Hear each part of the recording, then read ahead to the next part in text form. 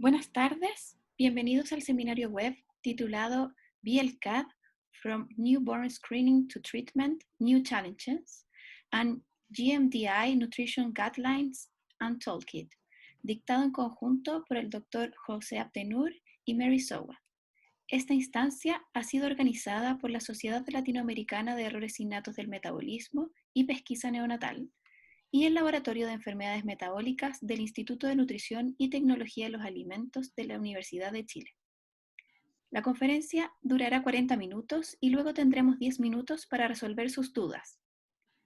Los invitamos a realizar sus preguntas mediante la opción Preguntas y Respuestas de la plataforma Zoom o a través del Facebook de Slane o Educainta. El seminario web estará moderado por la doctora Marta Sanabria, quien es médico pediatra de la Universidad Nacional de Asunción, máster en nutrición clínica del INTA Universidad de Chile y jefa de la unidad de nutrición pediátrica en el Hospital de Clínicas Universidad Nacional de Asunción. Doctora Sanabria, le doy el pase para que inicie el seminario web. Muy buenas tardes. El doctor José Abdenur es jefe de división de enfermedades metabólicas y director del laboratorio metabólico en el Children's Hospital of Orange County, California, Estados Unidos. Además, el doctor Abdenur es profesor clínico asociado a la Universidad de California en Irvine, director del programa de genética bioquímica médica y es presidente de la Sociedad Latinoamericana de Errores Innatos del Metabolismo y Pesquisa Neonatal. Doctor Abdenur, le doy el pase para que comience con la primera parte de esta conferencia. Gracias.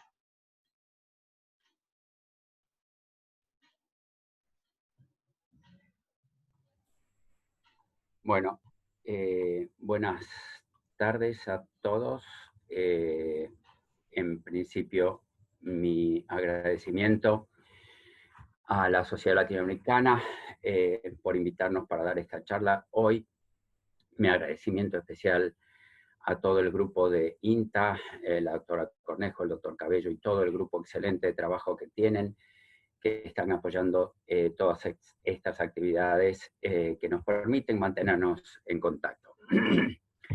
Y es un gusto para mí hoy poder hablarles también junto con Mary Sowa, con quien he estado trabajando por 17 años y estoy muy contento de que ella pueda participar y mostrar su experiencia para la sociedad latinoamericana. Vamos a hablar de VLCAD.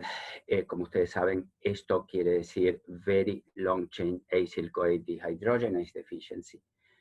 Como todos ustedes saben, esta es una audiencia que ya conoce mucha de esta terminología, es una enzima de la beta-oxidación que está involucrada en el catabolismo de los ácidos grasos o de los acil-CoA de cadena larga. Y durante estos 20, quizás 25 minutos vamos a abarcar un poco de los problemas y los beneficios de la pesquisa neonatal y también de los problemas y los beneficios del tratamiento. En principio, siempre como médicos tenemos que pensar en la parte clínica. ¿Cuál es la presentación clínica de VLCAD? Y en realidad, hoy en día, como para muchas de nuestras enfermedades, tenemos que hablar de la presentación clínica desde dos puntos de vista. Aquellos pacientes que se diagnostican clínicamente, que no se diagnostican por pesquisa neonatal, donde los niños recién nacidos se pueden presentar con cardiomiopatía y también con muerte. Niños en la infancia pueden presentarse sobre todo con hipoglucemia y disfunción hepática. En la adolescencia y en la vida adulta, en esta misma enfermedad, pueden presentarse con miopatía o con rhabdomiólisis. Y la mortalidad sin pesquisa neonatal es de un 48%. Por otro lado, en aquellos países o regiones donde la pesquisa está disponible, muchos pacientes se detectan antes de que tengan ningún síntoma. Por supuesto que todavía pueden descompensarse si es que existe una crisis metabólica que pueda ser desencadenada por ejemplo, estrés, ayuno prolongado o una enfermedad intercurrente. También es interesante que un caso de enfermedad materna de VLCAD ha sido reportado, diagnosticado a través del recién nacido, con niveles de carnitina sumamente bajas. Y con tratamiento y con diagnóstico por pesquisa neonatal, la mortalidad es de un 5.5%. Quiere decir que si nos focalizamos en estos dos puntos que están en rojo en la diapositiva y comparamos un 5.5% de mortalidad con un 48% de mortalidad, tenemos un argumento sumamente claro para la inclusión de VLCAD dentro de los programas de pesquisa neonatal. Y esto es algo que esperamos que se pueda extender a través de todas las regiones en Latinoamérica. Una vez que tenemos el diagnóstico, ya sea la sospecha clínica o ya sea la sospecha por pesquisa neonatal, tenemos que hacer más estudios bioquímicos para tratar de confirmarlo. Sin pesquisa neonatal, el diagnóstico depende de la presencia de hipoglucemia, como ya dijimos, que en general es hipocetósica, quiere decir que los niveles de cuerpos cetónicos son menores que los esperados. No quiere decir que no vaya a haber cetonas en la orina o en sangre si se buscan, pero en general son menores que los esperados para el grado de hipoglucemia. Las transaminasas van a estar elevadas, la CPK va a estar elevada como manifestación de enfermedad en el músculo esquelético y la troponina o el péptido natriurético va a estar elevado como manifestación de la enfermedad del corazón y puede existir mioglobinuria. Y por supuesto, si hacemos acilcarnitinas, van a estar anormales con un perfil típico que vamos a aclarar en unos minutos. Si la pesquisa se hace a través si el diagnóstico se hace a través de la pesquisa neonatal, bueno, en el estudio confirmatorio buscamos acilcarnitinas anormales y vamos a aclarar enseguida que no siempre así sucede. Vamos a tener que realizar la confirmación a través de la secuencia de ADN y vamos a hablar de eso en un segundo. Y en algunos casos se puede realizar estudios enzimáticos a pesar de que esos están menos disponibles y son menos necesarios hoy en día. Si nos concentramos en la pesquisa neonatal, los analitos que buscamos, los marcadores o marcadores primarios, son la acilcarnitina de 14 carbonos insaturada, o C14-1, C14, C12-1 y C16. En ese orden son las que más se encuentran aumentadas. Como todos sabemos en este grupo, muchos programas de pesquisa no solamente buscan marcadores primarios, sino también marcadores secundarios, que muchas veces son relaciones entre distintas acilcarnitinas. Por ejemplo, la relación entre la C14-1 y la C2, la C14-1 y la C12-1, o la C14-1 y la C16. También existen otras aproximaciones, como lo que se llaman los Post-Analytical Tools, que utiliza la clínica Mayo, pero que no están disponibles para todos o no existen valores normales para todos los programas y que ayudan en el diagnóstico, pero que tampoco son perfectos. Cuando buscamos la prevalencia de VLCAD antes de la pesquisa neonatal, la estimación era de un niño detectado cada 100.000 recién nacidos o cada 120.000 recién nacidos. Ahora con pesquisa neonatal estamos entre 1 en 30.000 para algunos programas hasta 1 en 58.000 para algunos otros programas en los Estados Unidos. Quiere decir que estamos detectando 3 veces más que los niños que se diagnosticaban clínicamente en el pasado. Y esto tiene que ver con muchos factores, entre ellos la detección de niños asintomáticos, que nunca van a presentar síntomas clínicos.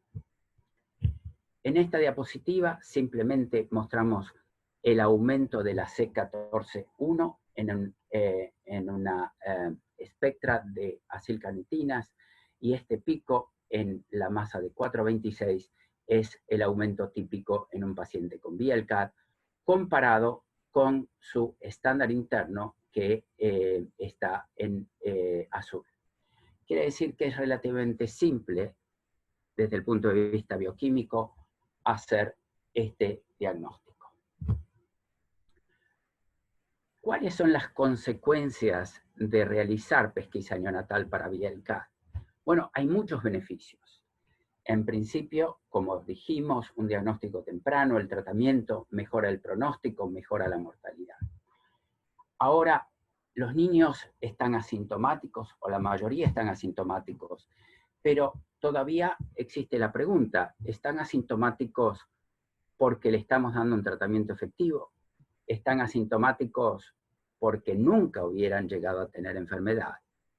¿O están asintomáticos por ahora y a lo mejor en la adolescencia o en la vida adulta se van a presentar con rabdomiólisis? Quiere decir que todavía existen preguntas que muchas veces no podemos discernir. ¿Cuáles son los problemas que generó la pesquisa? Bueno, hay falsos positivos, porque los niveles de corte no son perfectos, y eso sucede para muchas enfermedades. Los falsos positivos crean estrés para la familia, estrés para los médicos, y todos aquellos que trabajan en programas de pesquisa saben de qué estamos hablando. El segundo problema es que también podemos detectar carriers, quiere decir que son personas que tienen una sola mutación para este gen, pero que por definición no están enfermos ni esperamos que tengan ningún síntoma. Y eso también crea ansiedad y problemas. Y finalmente, la confirmación diagnóstica requiere no solamente de los estudios bioquímicos, sino también de los estudios genéticos. Vamos a ahondar un poquito en esto con algunos ejemplos. En el año 2006 fue reportado por dos grupos independientes que cuando uno realiza el estudio inicial, la pesquisa para VLCAD, y tiene un resultado positivo, y cuando uno realiza el estudio confirmatorio, y el estudio confirmatorio es normal, eso no descarta la enfermedad. Nosotros en general estamos acostumbrados que cuando hay una normalidad en la pesquisa inicial, seguida por un estudio normal en el estudio confirmatorio, asumimos que es un falso positivo. Pero en este caso no es así. En VLCAD puede existir enfermedad aún cuando el estudio confirmatorio sea normal. Esto no solamente ha sido publicado, sino que lo hemos comprobado nosotros en nuestra propia clínica. Estos son 7 pacientes detectados con VLCAD. Como ustedes ven en la primera columna en rojo, todos tuvieron valores por encima del nivel de corte de 0.8, algunos bastante elevados, en un nivel de 2 o de 4. Sin embargo, en los estudios confirmatorios, 4 de estos 7 estaban normales. A pesar de que estaban normales, cuando hicimos los estudios moleculares, esos niños tenían enfermedad. Eso quiere decir que las acilcarnitinas iniciales tienen que seguirse sí o sí, no solo de acilcarnitinas confirmatorias, sino también de estudios moleculares. Y aquí tienen también los niveles de carnitina total y libre para tener una idea de que estos niveles bajos que encontramos en algunos niños no están realmente justificados o relacionados por una deficiencia de carnitina. Esta es también nuestra experiencia con los carriers. Hasta la última vez que analizamos nuestra población teníamos 14 14 individuos que fueron detectados como carriers. La gran mayoría de ellos tuvieron estudios subsecuentes normales, y luego los estudios de mutaciones encontraron solamente una mutación, y todos estos tienen también estudios de lesiones, subluxaciones, y no tenían ninguna otra alteración bioquímica ni clínica. Quiere decir que son simplemente carriers que fueron pesquisados como probables positivos. Si vemos un panorama más grande, no solamente de nuestro servicio, sino de lo que pasa en una población sumamente grande. Esto es un estudio publicado por Merritt en el año 2014, donde sobre 2.800.000 recién nacidos pesquisados en los estados del oeste, California, Oregon, Washington, Hawái, hubieron 242 positivos iniciales, de los cuales solamente un 21% fueron lo que se llamaron reales o true positives. Algunos de ellos sintomáticos y otros asintomáticos. Pero en última instancia, solamente el 21% tuvo el diagnóstico final de VLCAD, mientras que un 69% no fue un positivo real y se distribuyeron entre un 46% de falsos positivos y un 22% de heterocigotas. Quiere decir que la pesquisa, aún en las mejores manos, aún en los programas con gran experiencia, no es perfecta y todavía existen factores que tenemos que mejorar. Esto nos lleva a pensar, bueno, yo trabajo en un programa de pesquisa o soy un médico al cual le refieren un niño con una VLCAD positiva. ¿Qué puedo predecir de un valor inicial positivo? ¿Puedo predecir que va a ser un positivo real por una VLCAD clásica?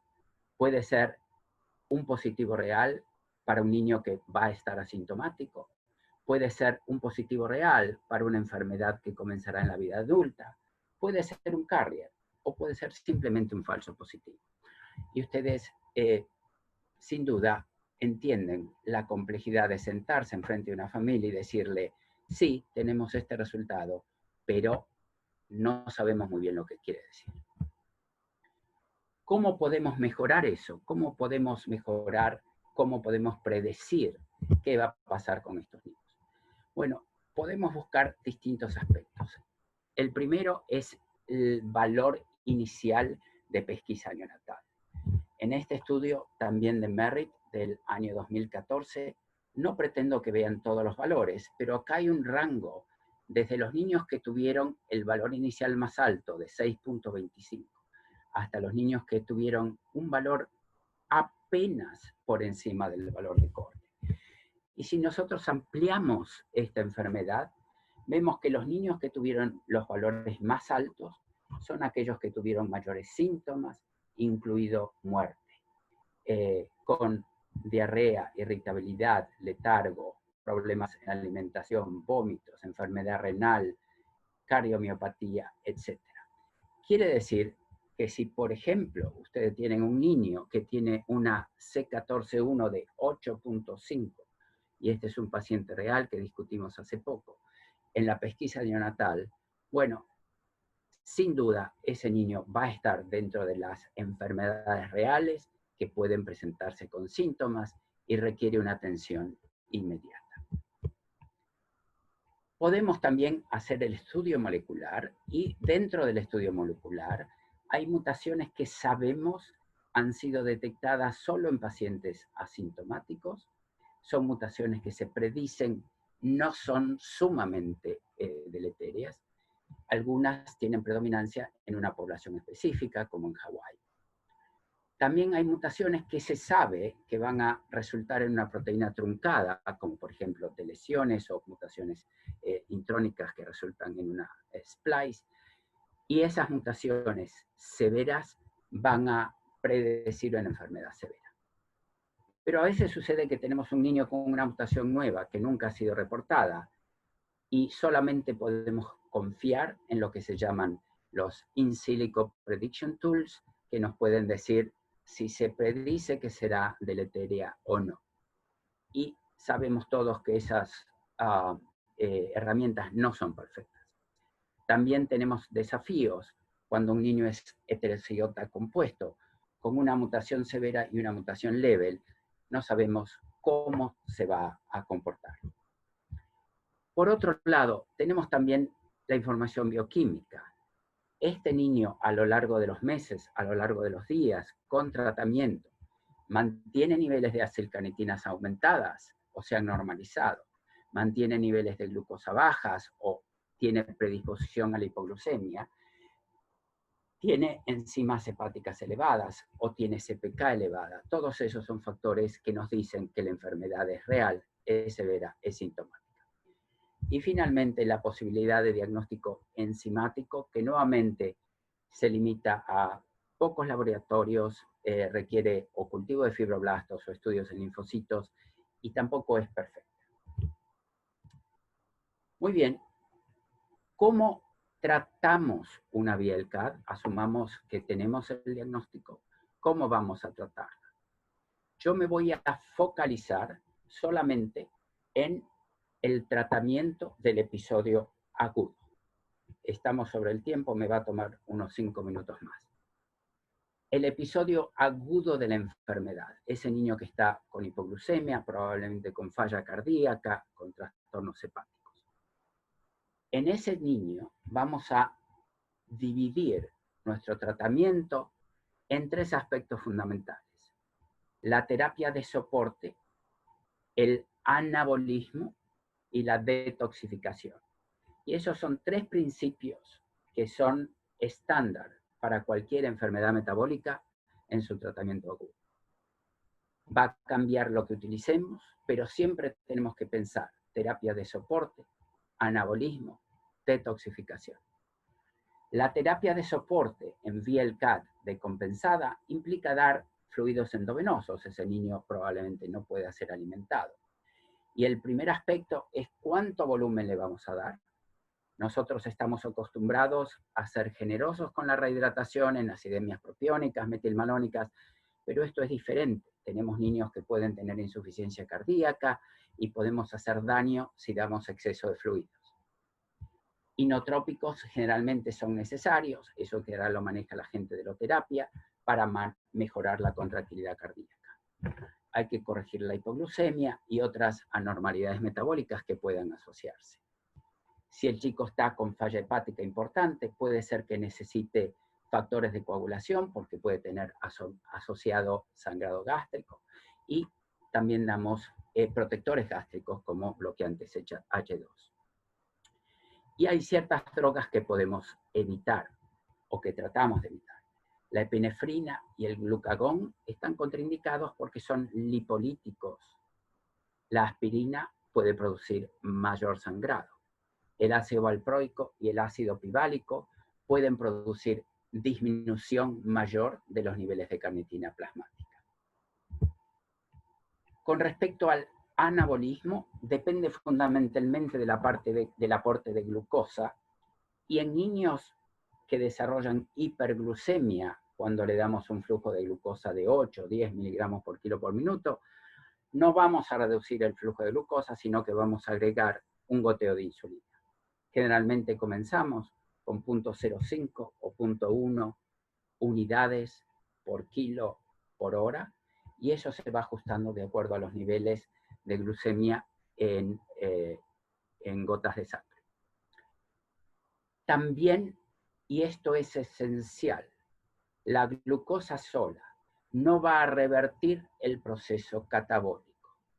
Estos niños necesitan por ahí algo de proteína, no hay gran contraindicación de dar proteína, pero sobre todo necesitan triglicéridos de cadena media que están compuestos de ácidos grasos de 6, 8 y 10 carbonos, o necesitan una nueva medicación que se denomina trietanoato, también tiene un nombre comercial, se llama Dojolvi, y que tiene ácidos grasos de 7 carbonos.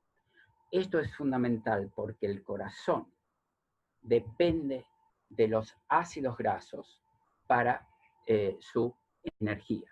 Entonces, por más glucosa que aportemos, no vamos a poder revertir el proceso de falta de energía en el corazón y también en el músculo esquelético. Finalmente, la detoxificación. Yo sé que en algunos centros, sobre todo en Europa, no se utiliza carnitina o se utiliza poca carnitina. En Estados Unidos somos mucho más liberales. Utilizamos carnitina en dosis conservadoras. Mi objetivo es mantener los niveles de carnitina libre dentro de valores normales, no inundar al paciente con carnitina, y en general eso se logra aportando aproximadamente 50 miligramos por kilo por vía oral o por gastrostomía, o 15-20 miligramos por kilo por vía endovenosa. Recuerden que lo que se absorbe de carnitina por vía oral es aproximadamente 1/3 de lo que damos por vía endovenosa. Finalmente, quiero explicar la importancia de entender la fisiopatología del tratamiento agudo y entender por qué utilizamos los ácidos grasos de cadena media y el triheptanoato. Esto es una situación de un ayuno normal. Cuando ayunamos, sobre todo por muchas horas, existe catabolismo en los tejidos que produce destrucción de proteínas y liberación de aminoácidos, y esos aminoácidos se utilizan para gluconeogénesis y también algunos van a cetogénesis. Mientras ayunamos también hay lipólisis, y esa lipólisis libera glicerol que se utiliza para gluconeogénesis y libera ácidos grasos que a través del proceso de activación de esos ácidos grasos entran en la membrana, a través de la membrana mitocondrial como acil-CoA, y esos acil-CoA generan a través de la beta-oxidación acetil-CoA, y ese acetil-CoA resulta en la producción de energía, y esa energía nos permite mantener el funcionamiento del corazón, del músculo esquelético y de la función hepática. Por otro lado, el acetil-CoA también se utiliza para cetogénesis, y esa cetogénesis nos permite generar cuerpos cetónicos que son fundamentales para el sistema nervioso durante el ayuno prolongado. Pero, ¿qué pasa cuando tenemos un bloqueo? Cuando tenemos un bloqueo, todo lo que está antes del bloqueo se acumula. Quiere decir que vamos a tener acúmulo de los acil-CoA intramitocondriales, de las acilcarnitinas también que nosotros podemos medir, y de los acil-CoA sí mediríamos en sangre también, que pueden ser tóxicos de acuerdo a los estudios animales. También, cada vez que existe un bloqueo, no solo se acumula el precursor, sino que tenemos deficiencia del producto. Y en este caso el producto es cuerpos cetónicos y es energía. No tenemos energía, no tenemos cuerpos cetónicos. A eso se agrega que la falta de energía a nivel de hígado termina produciendo deficiencia en la síntesis de glucosa. So, tenemos hipoglucemia, hipocetosis y acumulación de productos tóxicos. Es un balance energético sumamente malo para el organismo y es una situación crítica que puede llevar a la muerte.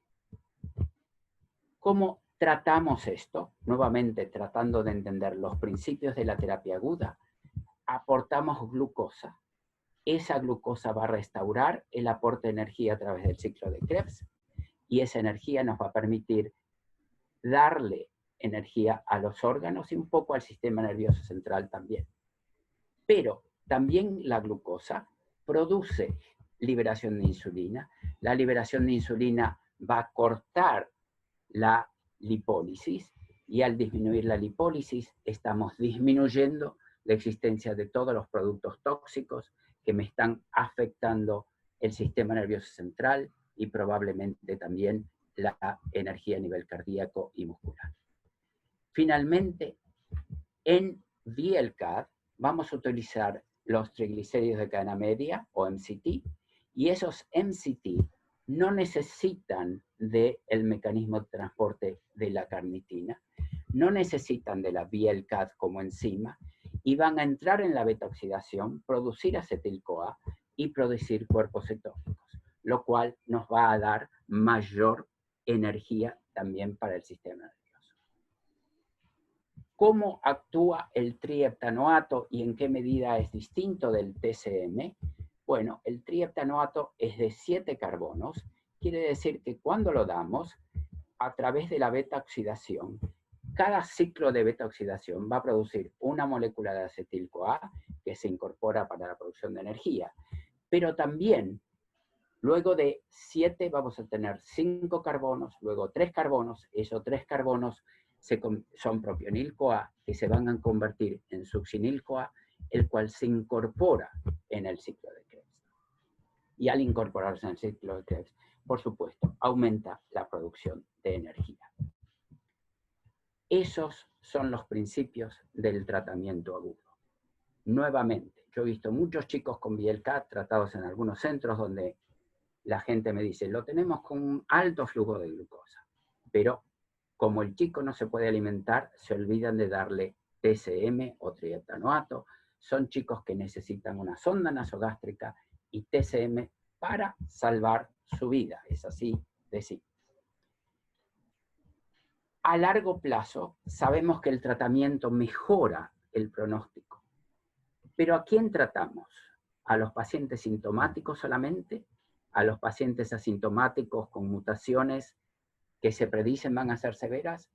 ¿A los pacientes asintomáticos que sabemos tienen una actividad enzimática baja?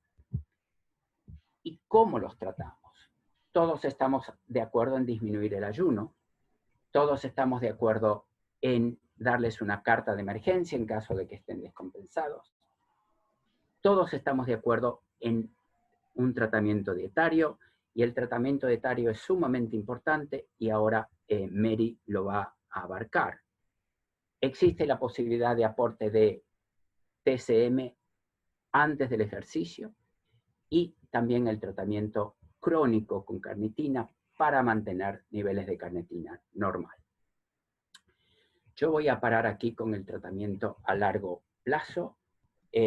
Simplemente quiero agradecer a todo el grupo que trabaja conmigo, tanto desde el punto de vista clínico, desde el punto de vista del laboratorio metabólico, el laboratorio de investigación, y también a los pacientes y las familias que nos ayudan.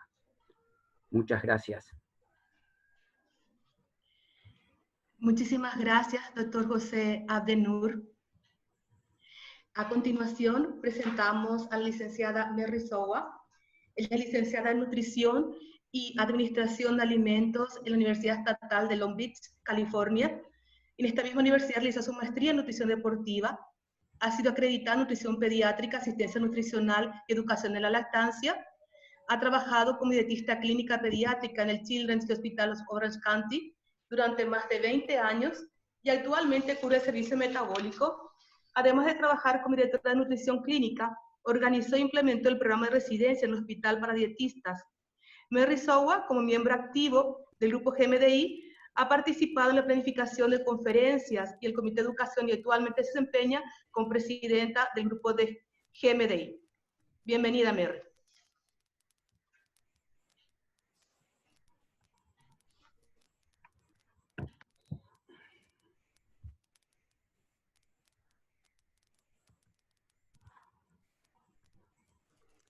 Well, thank you so much.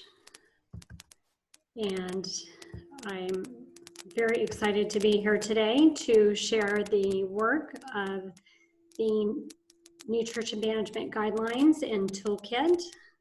I know a few weeks back you all heard from Dr. Ronnie Singh about the process of developing the guidelines in the toolkit, and today I'm here to go over the specifics about VLCAD. So my objectives for today are to go over the key recommendations for the VLCAD nutrition guidelines and look at how those recommendations can apply to case studies, and then to share with you the resources that have been developed for the toolkit.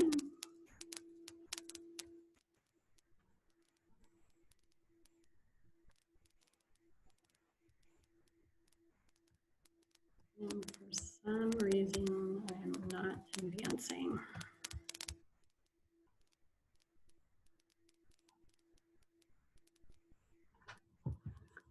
Sorry, everyone, here we go. Okay, so first I want to give a shout out to the work group of the VLCAD guidelines, and our PIs are Dr. Ronnie Singh and Fran Rohr, and then the chair of the guidelines was Sandy Van Kelkar. And then you can see it took an army of people to review the literature and to write the first set of preliminary recommendations. So a reminder of where you can find the guidelines in the toolkits. You could go through the GMDI website or through the Southeast Genetics portal. And here you would click on the guidelines. It'll show you the 4 guidelines that have been developed this far. And if you click on VLCAD, it'll bring up what I like to refer to as the table of contents page. There are 2 places I want to point out in particular that'll really help you with clinical practice. One is the nutrition recommendations, and there were 6 topics that were written up for guidelines. I'm going to go through highlights of each of these. And then the listed tables is a really good place to look at for further recommendations for your clinical practice. And I will highlight some of these tables as well.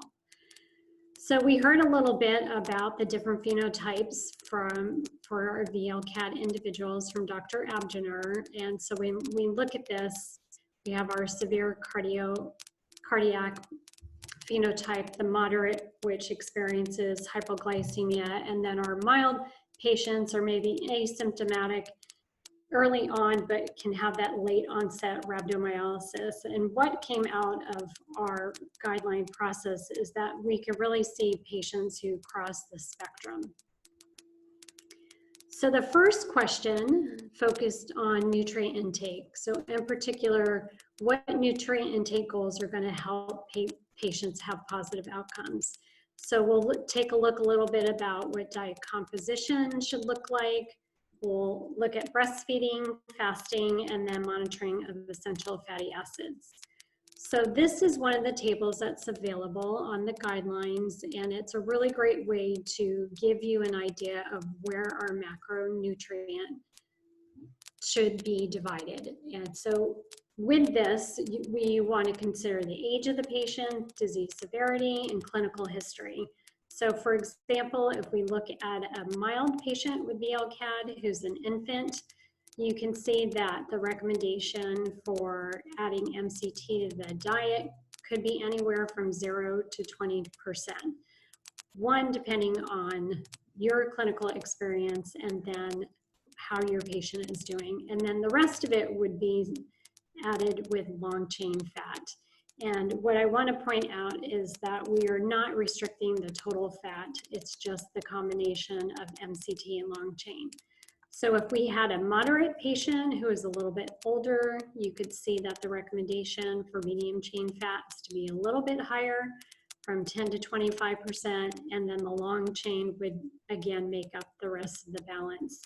And then for that severe patient, the patient with cardiomyopathy, you're going to see that we're going to restrict the long chain fat down to about 10% of the energy, and the rest would be supplemented with MCT.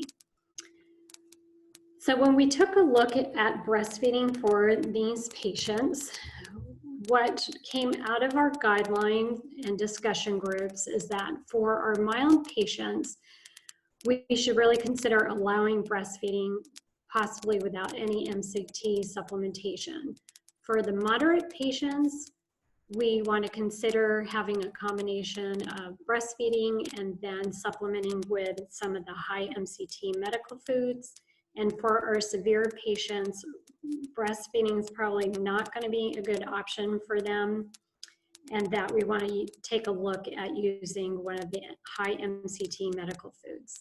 Here's a table of medical foods that are available to us in the US, and just things that I want to highlight here is if we look at the total fat, when we look at percent of energy, you can see there's a big range of 24 up to 48% in the progesterone.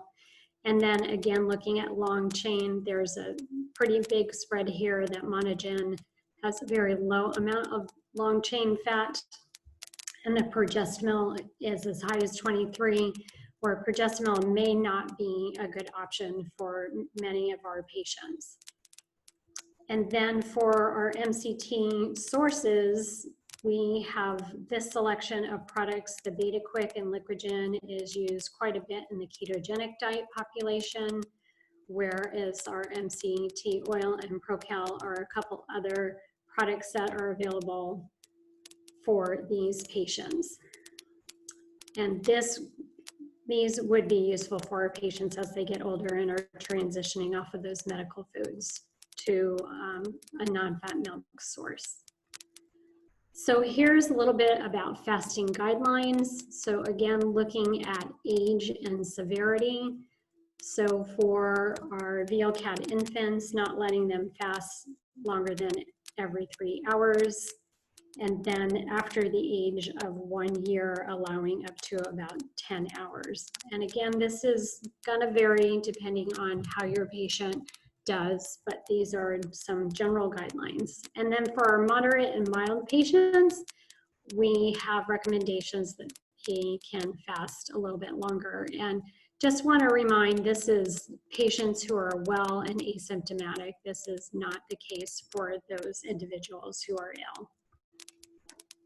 When it came to illness management, Dr. Abner covered quite a bit of this, but just highlighting a couple of things here. When we look at managing mild illnesses at home, making sure that we have our patients meeting their energy needs and possibly using glucose polymers to things like juice and Gatorade to make sure we're keeping their energy needs up.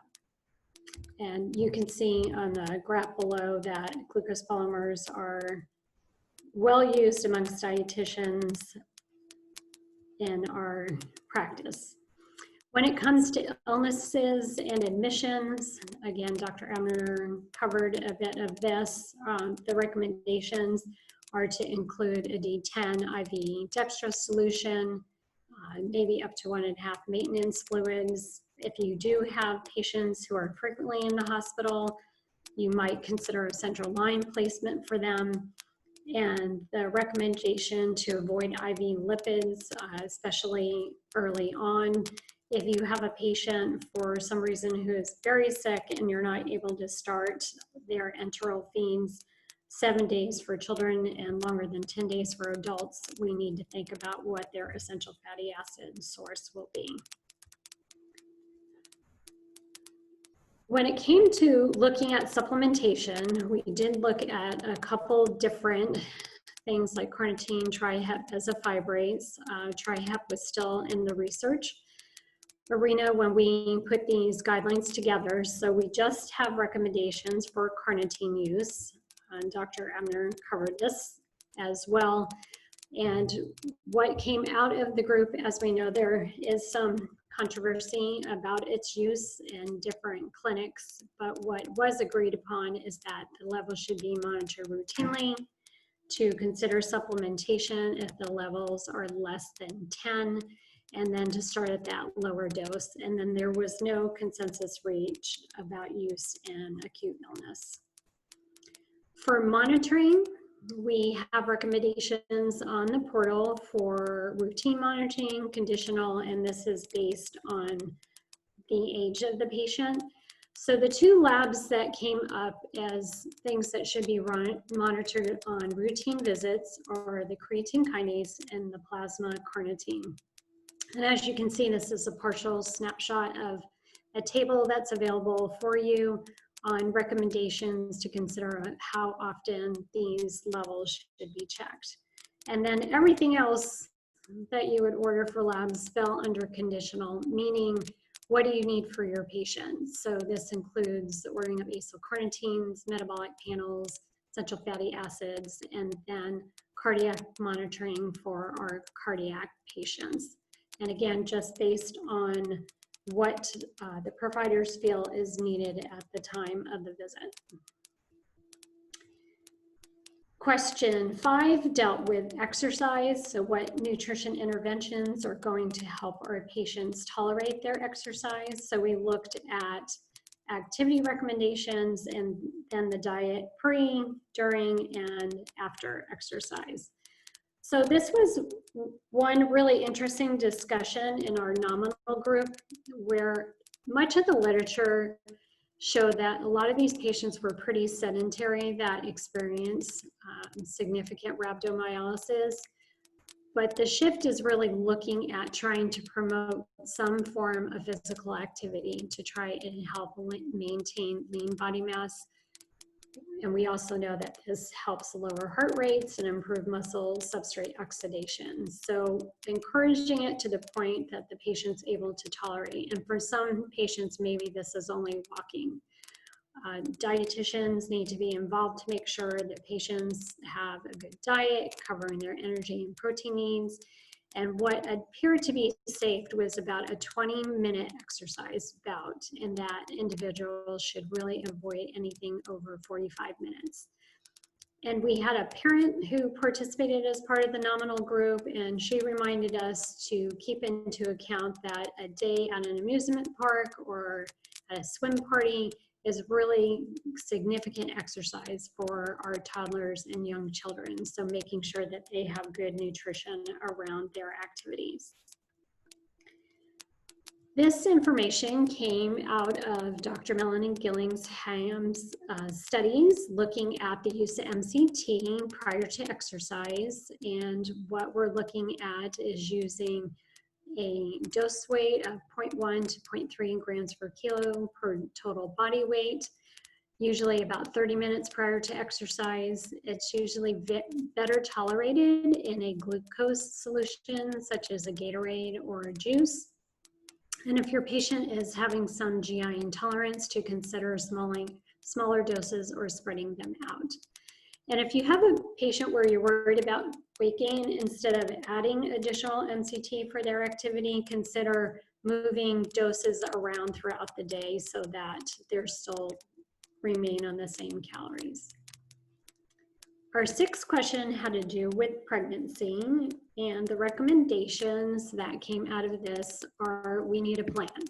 So working with the metabolic and OB team to make sure we have an ER protocol for them, making sure that they're sticking to the diet that has been working for them, to aggressively treat any pregnancy-related illness or rhabdo.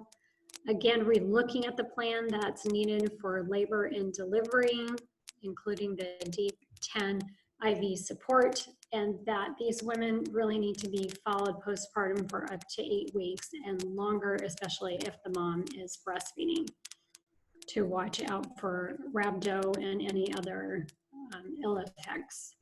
So just quickly looking at directions of where these guidelines are taking us is just to remember that VLCAD really needs to be looked at as crossing a continuum, a spectrum, that our mild VLCAD patients possibly may not need any MCT oil at all, but they need to be monitored like the rest of the patients. Consider promoting breastfeeding. Our severe VLCAD patients need to be on that high MCT medical food. Look at what your carnitine practice has been, and then supporting their exercise. So just a couple minutes on our toolkit, which was developed after the guidelines were released. This is our group that helped put the different case studies together. And again, a reminder of where you can find those. And it brings you again to what I like to refer to as the table of contents page, where you'll see on the left the list of the case studies. And then under external resources is where the handouts and links to helpful websites or other material. And so here's a list of the case studies that are on the portal. So we have an infant with cardiomyopathy, an asymptomatic infant, a toddler transitioning off of formula, an adolescent with exercise intolerance, an adult with rhabdomyolysis. There's a pregnancy case study, and then there's a couple scenarios of monitoring essential fatty acids. So here are those handouts that you can look for. We have 2 documents, frequently asked questions and consumer summaries, that are available for all the guidelines. Here are some of the resources on Nutricia and VitaFlow. And then here are handouts that you can access through the GMDI website.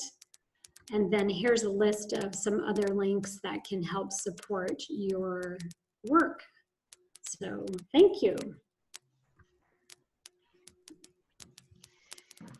Okay, thank you, Dr. Abdennour and Mary Soa, for your excellent presentation.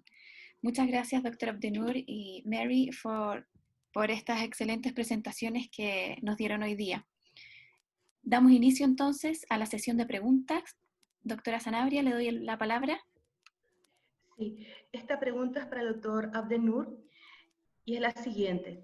En un paciente diagnosticado al mes de vida, luego presentar hiponatremia e hiperbilirubinemia, C14 de 4.25, dos mutaciones consideradas patogénicas, una de ellas reportada en pacientes con síntomas, otra benigna, niveles de carnitina total de 41 micromoles por litro, libre de 16, CK normal, ecocardio normal.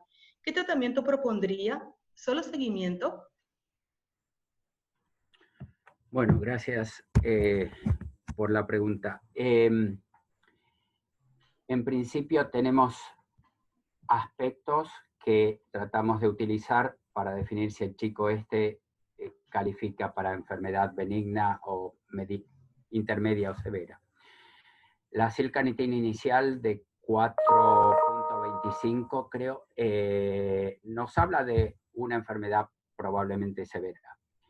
El hecho de que tuvo cierto grado de compromiso hepático, hiperbilirubinemia, no me queda claro si es directa o indirecta. Si es indirecta probablemente no sea significativa. Si fue directa, supongo yo que había cierto grado de colestasis y quizás transaminasas elevadas.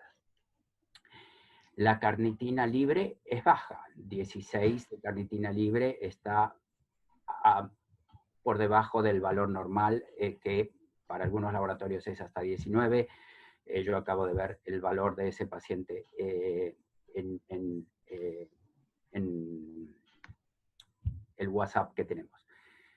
Pero por otro lado tenemos las mutaciones. En este caso hay una mutación que se predice deleteria y una mutación que se predice benigna. Como yo expliqué en mi presentación, es difícil saber cuál va a ser el resultado final, sobre todo si esas mutaciones no han sido reportadas anteriormente. Mi approach, y Mary sabe esto muy bien y muchas veces no coincidimos, es siempre ser precavido. Yo siempre prefiero estar en el lado, digamos, conservador. Este es un niño en el cual yo trataría sí o sí con niveles bajos de carnitina para asegurarme que la carnitina libre se mantiene. Recuerden que cuando estos chicos se enferman, los niveles de carnitina bajan drásticamente. Y si yo empiezo desde una carnitina baja cuando estoy enfermo, los niveles de carnitina pueden llegar a niveles no detectables. Entonces es un chico que yo trataría con carnitina, por un lado. Sin duda le daría ayuno limitado. Sin duda le daría una carta de emergencia para prevenir, para asegurarme un tratamiento indicado en situaciones de emergencia. Sin duda trataría de que tenga una dieta sana desde el punto de vista del aporte de grasas y quizás lo más probable que en mis manos este chico también tuviera suplemento de triglicéridos de cadena media de alguna manera. Eso puede ser a través de la fórmula que se utilice, que contenga triglicéridos de cadena media, como Mary explicó, que existen numerosas fórmulas. Sobre todo me preocupan los primeros 2 años de vida, que todos sabemos que son los años donde estos chicos son más vulnerables. Pero, en resumen, la silcarnitina inicial y la presencia de por lo menos una mutación severa y otra probablemente benigna, a mí me dan suficiente información como para tratar de ser precavido y yo lo trataría a este niño. No sé si eso responde la pregunta. Perfecto, doctor. La siguiente pregunta, ¿cuál sería el criterio para clasificar a estos pacientes como leve, moderada o severa? Eso es quizás la pregunta más complicada que me pueden hacer. En principio voy a repetir lo que dijo Mary, que no es una división perfecta. No hay un parámetro, una línea que los divida. Es un continuum. Esto es, yo les daría como una analogía a lo que sucede con una mucopolisacaridosis tipo Shea o tipo Harler. Es la misma enfermedad, son distintos grados de deficiencia enzimática con distinta manifestación clínica. Entonces no hay una línea perfecta. Sin duda el chico que tiene cardiomiopatía, para mí, está en la línea severa. El chico que ha tenido hipoglucemia o que ha tenido aumento de la CPK o de las transaminasas en situación basal, para mí está en la categoría severa. El chico que solamente tiene estas manifestaciones cuando está enfermo, por ahí está en una situación intermedia. Y para mí, el único chico que esté en una situación leve es aquel que mantiene acilcarnitinas normales o prácticamente normales, sin ningún tratamiento, que mantiene los niveles de carnitina libre sin tratamiento, que tiene ecocardiograma normal y que se mantiene por lo demás asintomático. Pero nuevamente, ponerle límites perfectos es muy difícil y muchas veces la decisión de a quién tratar o no tratar depende del centro. Yo soy sumamente conservador en ese sentido. O depende también de los padres. Hay padres que prefieren no tener mucha farmacoterapia y hay padres que en general prefieren ser muy cautos. Pero nuevamente, no es una división perfecta, es imposible. No sé si, Mary, do you have any perfect distinction between the severe VLCAD, the mild VLCAD, and the asymptomatic VLCAD? Is there any way to put a strict line to differentiate one from the other? I don't think that there is, and that's a big part of why we say patients can kind of cross the spectrum. So you might have an infant who had a lot of issues with cardiomyopathy early on that just improves with good treatment over time, and maybe you'd put them in the moderate category. So I think we have to stay open to the fact that things can change with our patients. Ok. Tengo, doctora Sanabria, una pregunta para Mary. ¿Puedo hacerla? Por supuesto, doctor. Okay, Mary, there's a question about the use of MCT in powder MCT, in children younger than 1 year of age. Do you have any experience? And what is the age when you start to use the powder instead of the MCT containing formulas?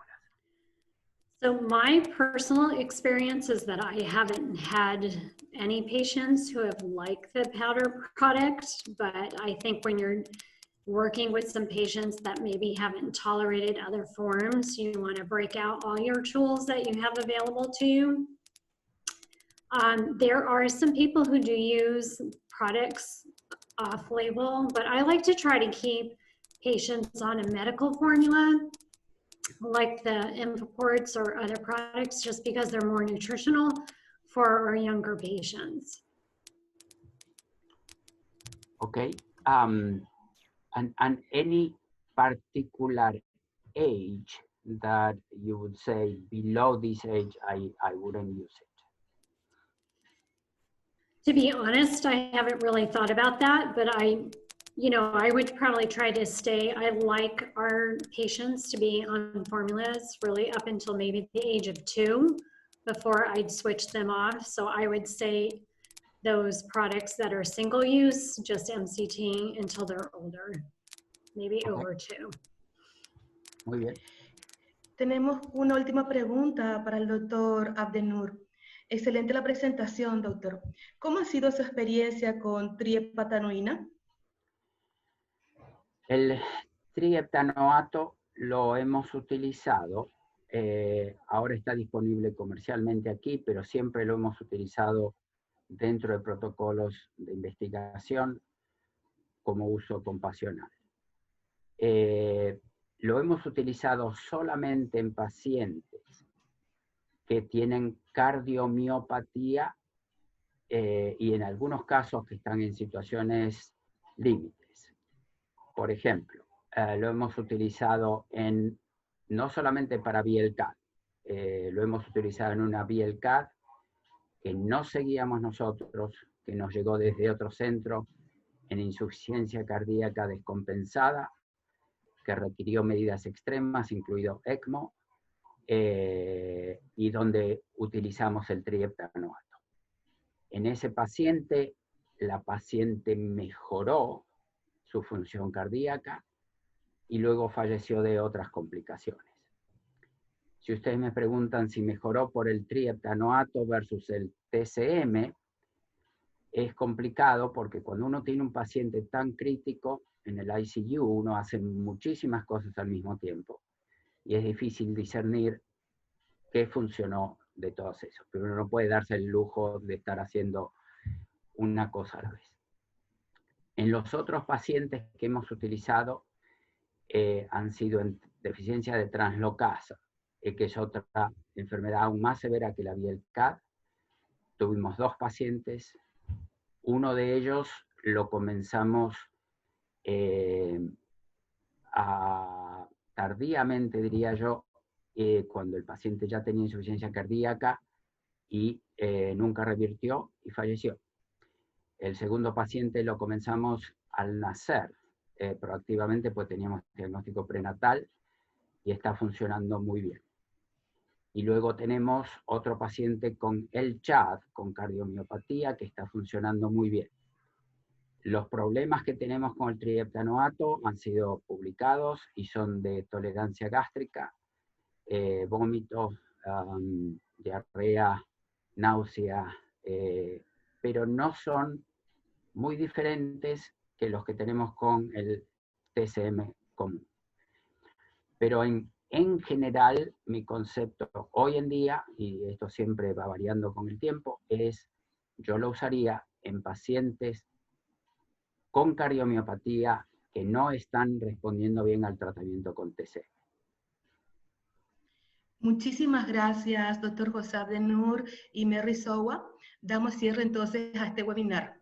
Con nosotros, María Jesús. Bueno, muchas gracias, les agradecemos su participación y los dejamos invitados para el seminario web que se realizará el día 9 de diciembre a las 4 de la tarde, hora Chile, titulado Tirosinemias, resultado del seguimiento a largo plazo, dictado por la doctora María Luz Couce y moderado por la doctora Marcela Vela. Muchas gracias, nos estamos viendo.